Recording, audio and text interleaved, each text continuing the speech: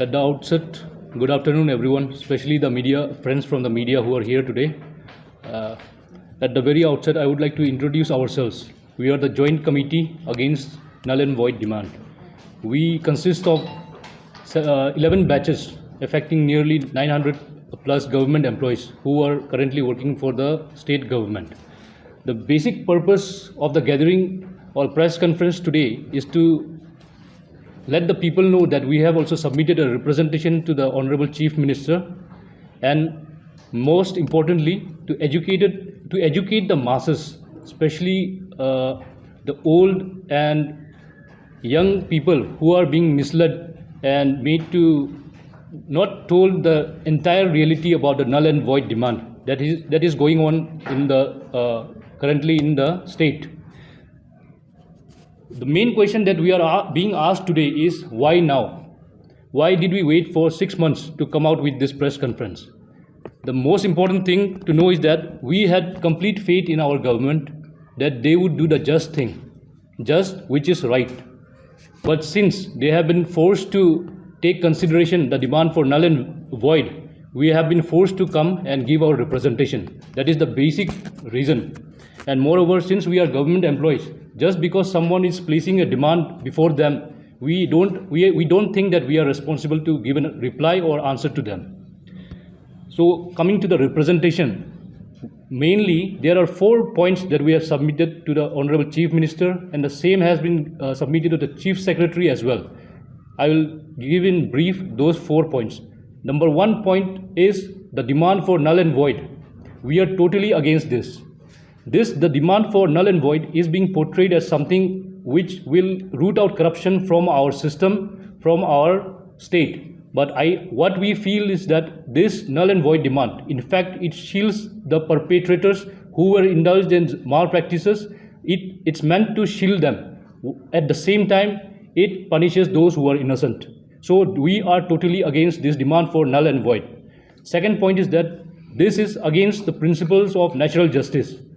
As innocent people who are performing their jobs, we have the right to be heard, and we have the right of natural justice. For this, we will fight. Even if it's one employee who has to fight who is right, we will fight for it. Third is, this is a very bad precedent that is being set for the state.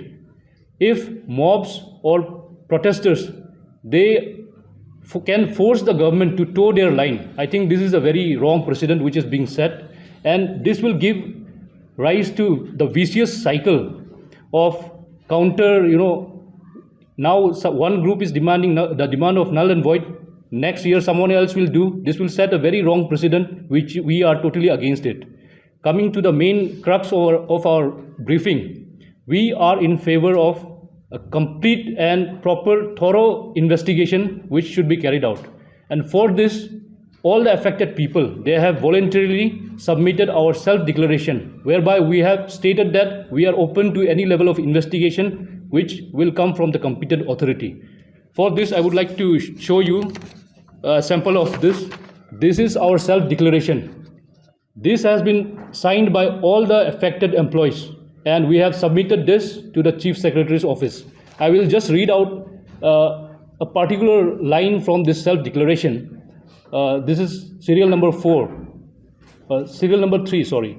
It is, I sincerely offer myself for any kind of investigation by the investigating agency and shall fully cooperate for the fair investigation in the ongoing cases. So this is a self-declaration that we have submitted to the Chief Secretary as well as the Honorable Chief Minister. So these are the main points that we have submitted in our representation. Taking advantage of today's press conference, I would like to thank all the CVOs, especially the Apex organization of the student, APSU, which has seen the real motive and the main policy behind this demand of null and void, and they have been against the demand of null and void from the beginning. So we are very grateful to those who have placed trust on us and supported our cause from the very beginning. And we have complete faith in our investigation agency. there is rising demand that even the investigation, that the CBI is not working to its potential, but we have full faith on our premier investigating agency, and we are sure that they will bring this investigation to a rightful and fruitful conclusion. Towards the end,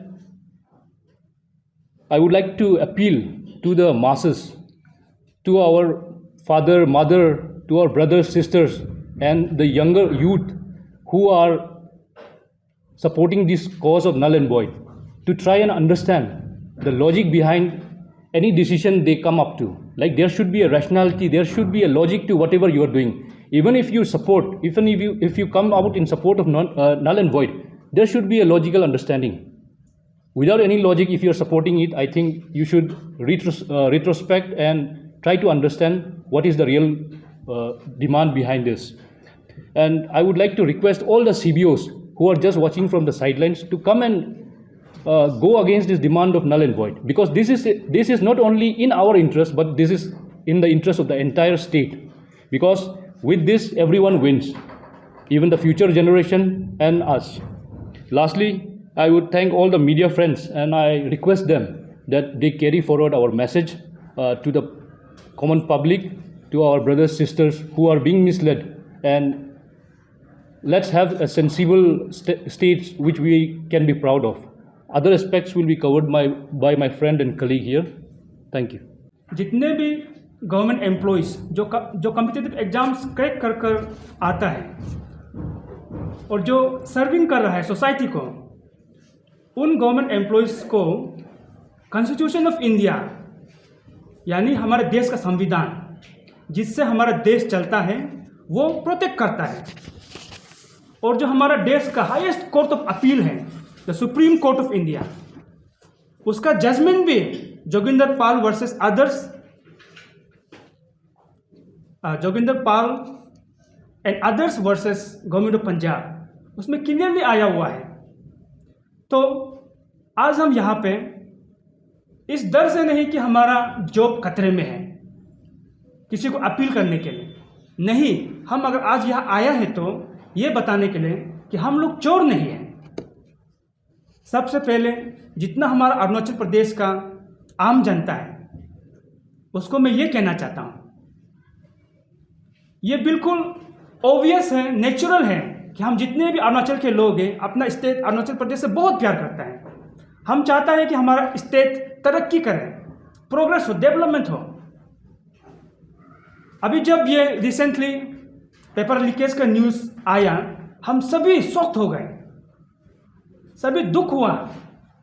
जितने भी officers बोलो वो भी कहीं ना कहीं अपने तरीके से इस मूवमेंट को सपोर्ट किया, लेकिन अचानक से कुछ ऐसा एलिमेंट अपना वेस्टेड इंटरेस्ट के लिए बीच में नल एंड वॉइड घुसा दिया। ये जो नल एंड वॉइड है, इसके रडार में 2014 से लेके आज तक जितने भी एग्जाम्स कंडक्ट हुआ वो सब आ रहा है, और उसमें जितने भी गवर्नमेंट एम्प्लॉयज है वो अफेक्टेड हो रहा है। इस बीच कंबाइंड कॉम्पिटिटिव एग्जामिनेशन 3 बार कंडक्ट हुआ, 2014, 17 और 2021। इसके अलावा exams for doctors, teachers, junior engineers, AEs, agriculture development officer, horticulture development officer, कई सारे पोस्ट के लिए एग्जाम कंडक्ट हुआ। तो अगर देखा जाए तो 2000 या 3000 के आसपास गवर्नमेंट एम्प्लॉयज हैं। आज ये गवर्नमेंट एम्प्लॉयज हमारे ईटानगर के सेक्रेटेरिएट से लेकर करादादी कुरुंकुमे डिस्ट्रिक्ट जो कि चाइना के बॉर्डर में है वहाँ तक, और भूटान बॉर्डर तवांग से लेकर म्यांमार बॉर्डर तिराप चांगलांग तक अपना अपना पोस्टिंग प्लेसेस में सिंसियरली, ऑनेस्टली ड्यूटी कर रहा है। ऐसा इंटीरियर प्लेसेस में जहाँ पर रोड कनेक्टिविटी सही नहीं है, लाइट का भी प्रोविजन ठीक ठाक नहीं है, ऐसे डिफिकल्ट एटमॉस्फेयर में भी हमारा गवर्नमेंट एम्प्लॉयज लोग, टीचर्स लोग, डॉक्टर्स लोग अपने ड्यूटी को सिंसियरली परफॉर्म कर रहे हैं। ऐसे में इन गवर्नमेंट एम्प्लॉयज को अवॉइड करने की वजह अभी डिमांड आता है नल एंड वॉइड करो, नौकरी से निकाल दो। ये बहुत ही अनफॉर्चुनेट है। और कुछ ऐसा डिमांड आता है कि अगर आप जेन्युइन हैं, टैलेंटेड हैं, तो पहले आपने एग्जाम क्लियर किया, आज भी दोबारा से एग्जाम क्लियर कीजिए। हर एक चीज का समय होता है।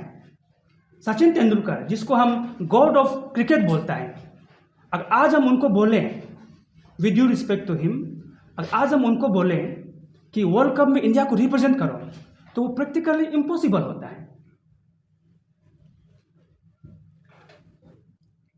एंड में अपना जो एस्पिरेंस फ्रेंड हैं, भाई लोग, एस्पिरेंस बोलने से आज जो अरुणाचल प्रदेश में सिर्फ वो लोग नहीं, अरुणाचल के बाहर भी, गुवाहाटी में, दिल्ली में, कोलकाता में, बेंगलोर में कोचिंग्स लेकर अपने तरीके से प्रिपरेशन कर रहा है यूपीएससी के लिए, एपीसीएस के लिए।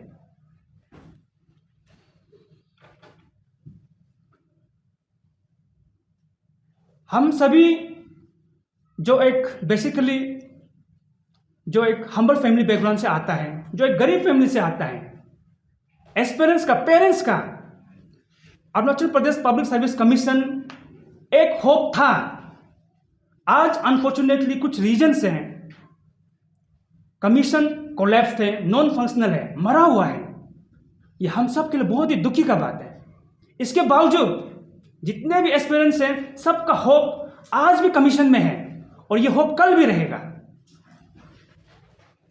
अगर नल एंड वॉइड हुआ तो कमीशन का जो क्रेडिबिलिटी है, जो सैंक्टिटी है, वो बियॉन्ड रिपेयर डैमेज हो जाएगा। मैं एपीसीएस को, ये जो कंबाइंड कॉम्पिटिटिव एग्जामिनेशंस हैं, क्वालिफाई करने से पहले दिल्ली में 3 टाइम्स कंसेक्यूटिवली यूपीएससी प्रीलिम्स को क्वालिफाई किया। यूपीएससी एग्जाम्स में एवरी ईयर 11 से लेकर 12 लाख एप्लीकेंट्स होता है, लेकिन अल्टीमेटली जो फाइनली सिलेक्ट होता है 700 या 800। चलो इस बार 1100 के ऊपर पोस्ट चला गया। इसका रेशियो को देखने से टोटल नंबर ऑफ एप्लीकेंट्स से फाइनली 0.3% या 0.4% ही सिलेक्शन होता है। अरुणाचल प्रदेश का जो कंबाइंड कॉम्पिटिटिव एग्जामिनेशन से 2017 में 26,000 एप्लीकेंट्स था, लेकिन फाइनली 102 का सिलेक्शन हुआ। अभी 2021 में जो एग्जाम हुआ था कंबाइंड कॉम्पिटिटिव एग्जामिनेशन, उसमें भी 30,000 एप्लीकेंट्स था। कंपटीशन समय के साथ बढ़ता रहता है। आने वाले समय में ये 50,000 के ऊपर चला जाएगा। उसमें से फाइनली सिलेक्शन कितना होगा? 190।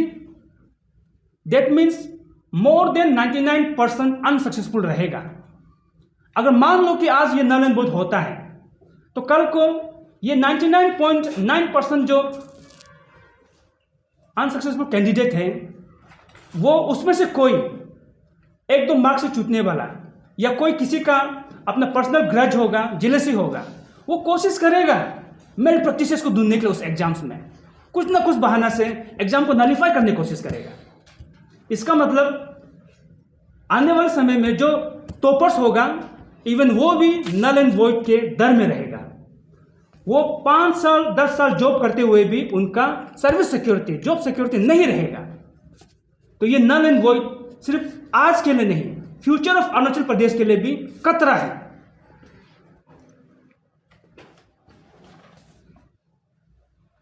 ये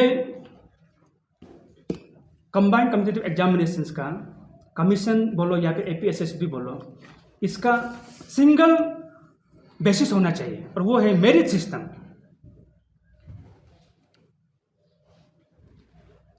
इस बार हमारा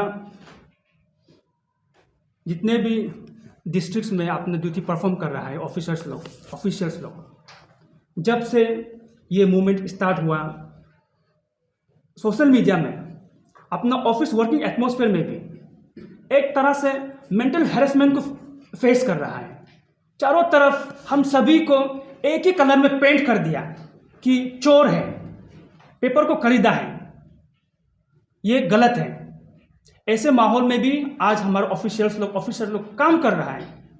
हमें लगता है नल एंड वॉइड को इस वक्त जितने भी स्टेक होल्डर्स हैं, हम मिलकर इसको खत्म करना है, कैंसिल करना है, आज के लिए और फ्यूचर के लिए।